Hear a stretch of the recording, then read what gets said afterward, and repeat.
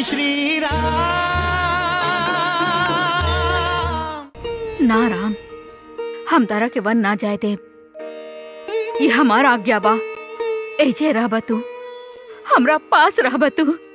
यदि हम ऐसन कईनी, सूर्यवंश के उज्जवल परंपरा खंडित हो जाई और पूरा के पूरा दोष राहुल सर पे आ जाई। माँ, रउआ के निर्णय से सबकी उंगली हमरा पे उठी। सब कहिए कि राम राज वैभव के त्याग ना करे चाहत रहे, वनवास ना जाए के पड़े, यही से मां के आंचल में छिप गए। का रउआ चाहता नहीं कि राहुरी पुत्र पे सब लोग उंगली उठाएं? का रउआ चाहता नहीं कि वनवास टाले खातिर हम पिताजी के वचन के पालन ना करी? का रउआ चाहता नहीं कि हमार एगो निर्णय से एकत्र कुटुंब पद्धति विभक्त कुटुंब पद्धति में बदल जाए? ना, ना राम, हम ऐसा कुछ नहीं की चाहत राम, हम ऐसा कुछ नहीं की चाहत। भविष्य में हर केहू के अपन माँ के आदर सम्मान करे के चाहिए, उनकर इच्छा के आज्ञा मान के ओकर पालन करे के चाहिए, चाहे वो माँ सौतेली होगी चाहे सकी। राम, राम,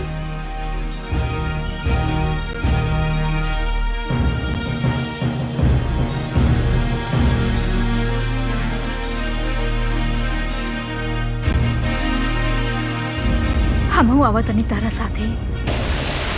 वन हमरा साथे माँ? हाँ, माता के धर्म निभावे, अपन पुत्र के देखभाल कई, ओकर रक्षा कई, कोनो अमंगल से ओकरा के बचावल एगो माँ के धर्म है ना। और पत्नी धर्म? कौन धर्म श्रेष्ठ बा माँ? पत्नी धर्म कि माँ के धर्म?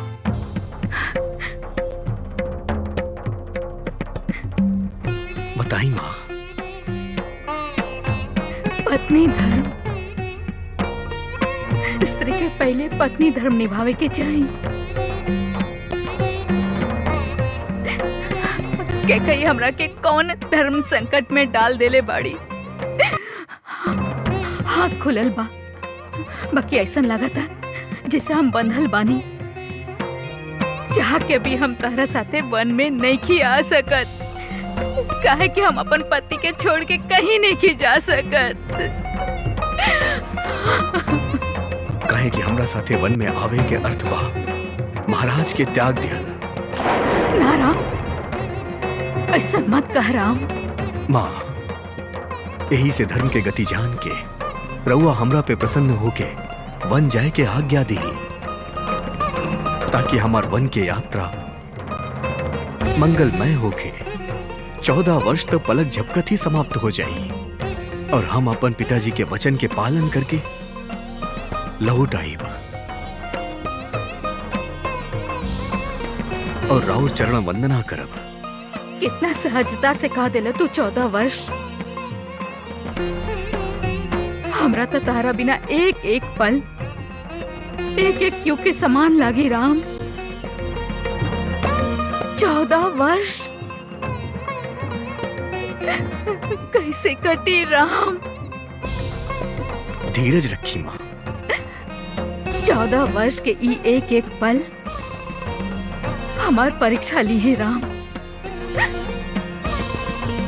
सूर्य उदय होते हम तार राह में आंख बिछौले रहब, परंतु जब सूर्य अस्त होखी तो हमार धैर्य डगमगाए लागी। 14 वर्ष खातिर अपन पुत्र के अपन माँ से अलग कर देल जाई। माँ, जा राम जा, हम तहरा के अपन ममता के बंधन में बांध के नहीं की रखल चाहत, काहे कि तहार आदर्श पर ही तो भविष्य में पृथ्वी लोक के वासी के चले के बाद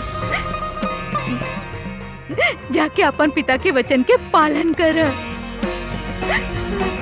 बड़ा ही अभागन बिया ये अयोध्या जेकर तू त्याग कर रहल बड़ा, और बड़ा ही भाग्यशाली बा उ वन जहाँ जाके तू रहबा।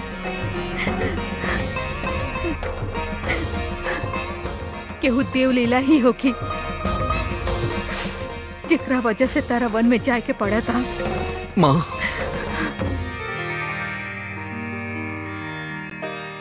माँ,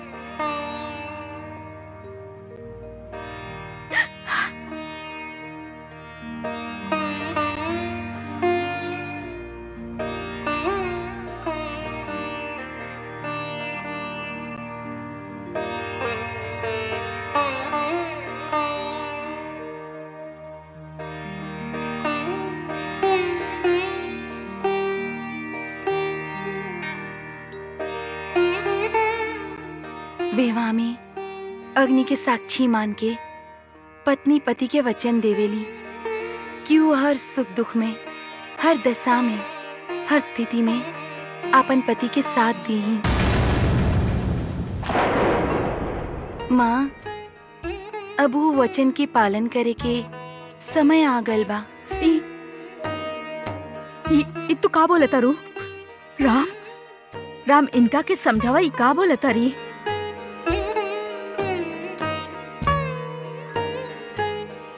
सीते, हम पिताजी के वचन के पालन करे खातिर वनवास जात बानी। हम रउआ की देल गेल वचन के पालन करे खातिर रउआ साथे जा रहल बानी। हम पुत्र धर्म के पालन कर रहल बानी सीते। हम पत्नी धर्म के पालन कर रहल बानी रघुनाथ। सीते, वन स्त्री खातिर नहीं खे। जब पति साथ हो खेला रघुनाथ तब वन भवन बन जाला। कृपया हमरा के अपन धर्म निभावे दी।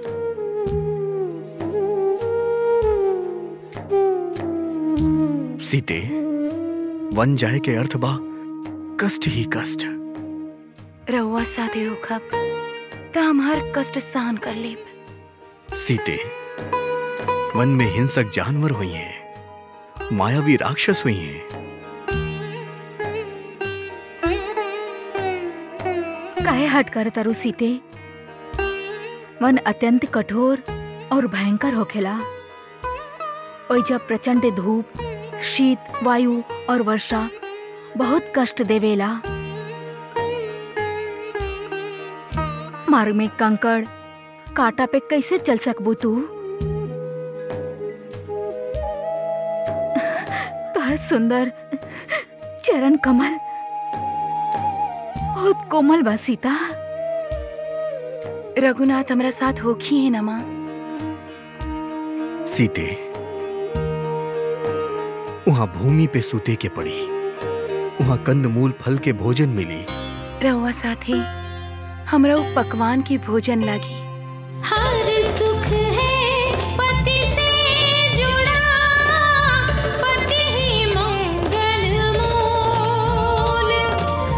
पति हो संग तो शूल भी बन जाते हैं फूल। सब दिन हो अनुकूल।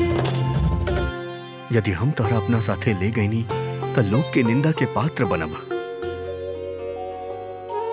माँ, ऐसन प्रतीत हो रहल बा हमार पति देव हमरा से रूठल बाड़े। ना, रउआ इनका की समझाई ना माँ। बताई ना इनका कि पति के वियोग के सामने पत्नी खातिर और दोसर कोनो महान दुख ना हो। रउआ इनका समझाई ना माँ। पत्नी के नाता केवल अपन पति से होखेला। पति साथे ना होखे तो स्त्री के कोनो धर्म, कोनो ऐश्वर्य, कोनो राज्य ना सुहाला। पति साथे होखे तो अलंकार, गहना सब बोझ बन जाला। संसार नरक समान बन जाला। कोनो सुख सुखदाई ना होखेला। जैसे बिना जल की नदी, बिना जीव के देह। अब ऐसे ही बिना रघुनंदन की ये जान की भी एक पल भी जीवित ना रह सकी। सीते, यहाँ तहार घर बा, तहार परिवार बा। जहाँ रउआ रहब रघुवीर, उहे हमार घर होखी, उहे हमार परिवार होखी। रउआ धर्म पालक है रघुवीर, तो हमरा के आपन धर्म के पालन करे से काहे रोक रहल बानी? हम कहानी न राम, क्या कई हमनी सब के धर्म संकट में डाल देले बाड़ी। रघुनाथ, यदि रउआ हमरा के अपना साथे ना लेके जाई तो ई सीता जीवित ना रही। सीते,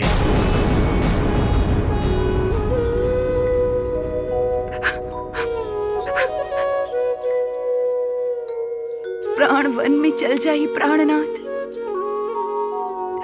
तो शरीर तो निष्प्राण हो जाई ना।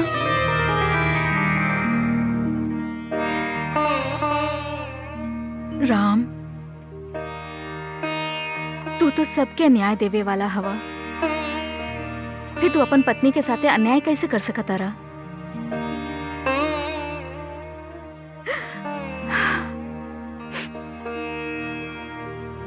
सीता के तार साथ देल और 14 वर्ष खाते तारा साथे वन में गईल सर्वथा उचित बा राम। माँ, सीताराम अलग अलग नहीं थे। सीताराम एके बाड़े। सीते, वन में जाए के तत्काल तैयारी करा।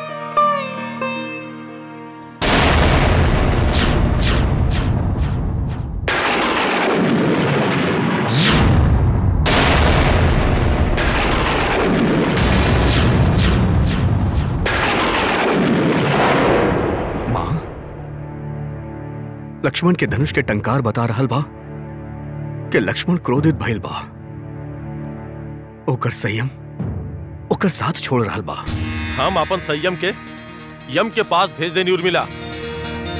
राम भैया के विरुद्ध राजनीति के षड्यंत्र चल रहल बा और हम ओकरा के भेदन न करी, ये अनुचित ही ना असंभव बा। यदि एगो माँ अपन पुत्र के अभिषेक रोक सकेली तो एगो भाई दूसर भाई के राज्य अभिषेक भी रोक सकेला। ये हम पूरा विश्व के दिखा दे। रउआ का कल चाहता नहीं? युद्ध। केकरा से?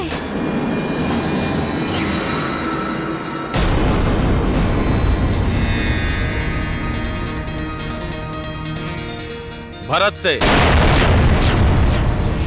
माँ और बेटा मिलके जौन षड्यंत्र रचले बाड़े, हम अपन बाढ़ से ओकरा के छलनी छलनी कर दे। ना, बिना सोचले समझे कोनो निर्णय मत लीही।